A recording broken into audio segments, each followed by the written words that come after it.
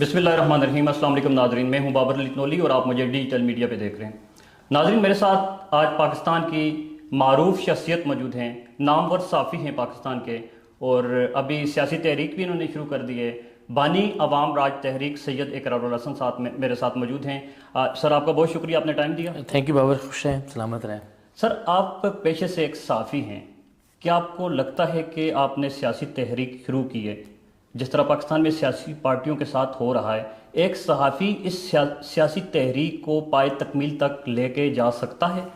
اچھا دیکھیے، ایک تو یہ کہ یہ سمجھیے کہ دنیا بھر میں اور دنیا کی تاریخ ہے کہ جتنے بھی صحافی ہوتے ہیں، لکھاری ہوتے ہیں، خیر میں اس کیٹیگری میں خود کو تو شمار نہیں کرتا، لیکن جو دانشور ہوتے ہیں ان کی یہی ذمہ داری ہوتی ہے کہ وہ وقتاً فوقتاً ایسی تحریکیں چلائیں جب قوم کو شعوری طور پر، فکری طور پر اور نظریاتی طور پر ایسی تحریکوں کی ضرورت ہو۔ تو عوام راج تحریک ایک سیاسی پارٹی نہیں ہے، ایک سیاسی جماعت نہیں ہے، ہاں ایک سیاسی جماعت بنانے کی ایک تحریک ہے۔ یاد رکھیں، سیاسی جماعت کوئی دکان نہیں ہوتی کہ جو راتوں رات کھل جائے، کوئی بھی آدمی کیمروں کے سامنے بیٹھ کے کہہ دے جی میں نے آج ایک سیاسی جماعت کھول لی ہے۔ سیاسی جماعت بنتی ہے، تشکیل پاتی ہے اور ارتقاء کے ایک سفر سے گزر کر معرض وجود میں آتی ہے۔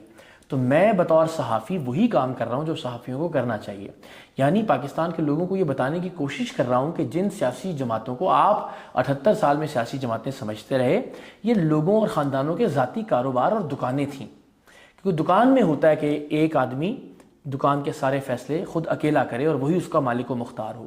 دنیا بھر میں جو سیاسی جماعتوں کا تصور ہے وہ ایک ادارے جیسا تصور ہے کہ سیاسی جماعت لوگوں کی ملکیت میں ایک ادارہ ہوتی ہے، اس کے اندر ایک میرٹ کا سسٹم ہوتا ہے، اس کے اندر انٹرنل الیکشن کے ذریعے مختلف عہدوں کے لیے جو عہدیدار ہیں وہ منتخب ہوتے ہیں، ایک مخصوص مدت کے لیے اپنا کام کرتے ہیں اور اس کے بعد جمہوری طور پر قیادت منتقل ہو جاتی ہے، یعنی نئے الیکشنز کے ذریعے نئے لوگ ان عہدوں پر آ جاتے ہیں۔ تو دنیا بھر میں 300 سال سے 400 سال سے سیاسی جماعتیں ایسے ہی چلائی جا رہی ہیں۔ ہمارے یہاں بالکل ایک الگ معاملہ ہے، ایک آدمی ہے وہ دکان سیاسی جماعت کھولتا ہے اور وہ جب تک زندہ رہتا ہے وہی اس کا مالک رہتا ہے، وہی اکیلا سارے فیصلے کرتا ہے اور وہی بھگوان، مہاتما، مسیحا، نجات دہندہ سب کچھ وہی ہوتا ہے، اور وہ یہ دکھانے اور بتانے کی کوشش کرتا ہے کہ میں ہوں تو پاکستان ہے، میں نہیں رہوں گا تو پاکستان نہیں رہے گا، پاکستان کی ترقی، خوشحالی، معیشت، جنگیں، یہ سب میں ہی کر سکتا ہوں، کوئی اور نہیں کر سکتا۔ باقی 26 کروڑ لوگوں کو وہ سمجھتے ہیں جیسے یہ کیڑے مکوڑے ہیں، اور اس کے گماشتے بھی یہی تاثر دیتے ہیں کہ تم لوگ کچھ نہیں ہو، یہ ایک لیڈر بس، یہ مسیحا، اور یہی کچھ کر سکتا ہے، خدا کا اوتار ہے، خدا نہ خواستہ۔ ہم یہ سوچ بدلنے کی کوشش کر رہے ہیں۔ پاکستان کے 26 کروڑ لوگوں میں اور خاص طور پر مڈل کلاس لوگوں میں اور عام لوگوں میں ایسے شاندار، باصلاحیت اور قابل لوگ موجود ہیں کہ وہ اگر آگے آ گئے اور انہوں نے نظام کی باغ دوڑ اپنے ہاتھ میں لے لی تو بابر یقین کریں پاکستان کی حالت تبدیل ہو جائے گی۔